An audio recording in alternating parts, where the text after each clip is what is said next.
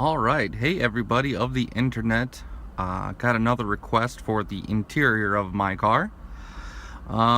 Again, nothing crazy, pretty basic. I got the red H similar on the airbag. Got aftermarket radio. I got a dash mount there, considering I drive an hour to work back and forth. It's really nice when you're, getting music and things. Keep it right there by the radio. A lot easier. I've got the Skunk 2 shift knob.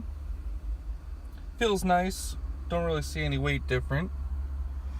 I have the 06 Civic Si, so they didn't come with Si floor mats, so I had to put those in. Definitely nice. Got a radar detector, the Beltronics Pro 300, working really nice. And that's basically it. Nothing crazy. Alright, thanks for taking a look.